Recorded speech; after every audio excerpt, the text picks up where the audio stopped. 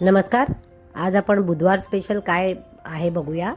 तर मावशीनी छान असे खापरी पापलेट पाठवले आणि वरनं तिने 2 बोंबील, ताजे अगदी बोंबील आहेत ते तिने असेच दिलेत. तर मग याचा मी आता छोटे तुकडे करून घेणार आहे आणि आगरी कोळी पद्धतीचा एक रस्सा करणार आहे. तर याला मी आधी हळद आणि मीठ लावून बाजूला ठेवून दिले. आता याने व्यवस्थित हळद आणि मीठ चोळून घ्यायचे आणि बाजूला ठेवून आपण वाटणाची तयारी करायला घ्यायची आहे. तर मी इथे पाट्यावर वाटण वाटणार आहे, कारण माझ्याकडे पाटा आहे म्हणून मी वाटते आणि पाट्यावरचं वाटण केव्हाही छानच लागतं. तर इथे भरपूर असा लसूण, 2 मिरच्या आणि मूठभर कोथिंबीर घालून घ्यायची आहे. आता मी इथे कोथिंबीर देठा सकट घेतलेली आहे. मी इथे वाटण वाटते तोपर्यंत तुम्ही लाईक, शेअर, सबस्क्राईब केलं नसेल तर पहिले करायला घ्या. आता आपण छान गंध गोळी वाटून घ्यायचं आहे, बारीक वाटण.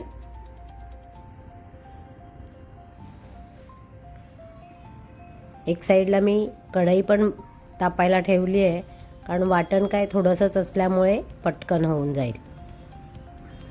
तर इथे माझं आता वाटणही ऑलमोस्ट वाटून होत आलेलं आहे. चला तर मग मी आता बाकीचं वाटण वाटून घेते. इथे तुम्हाला दाखवते या प्रकारे वाटण करायचं आहे. तोपर्यंत आपण इथे तेल तापत ठेवूया. त्यामध्ये जे वाटण वाटून घेतले ते परतवून घ्यायचं. त्याचा जरा कच्चट वास गेला पाहिजे आणि त्याच्यामध्येच हळद आणि आगरी कोळी मसाला घालून घ्यायचा.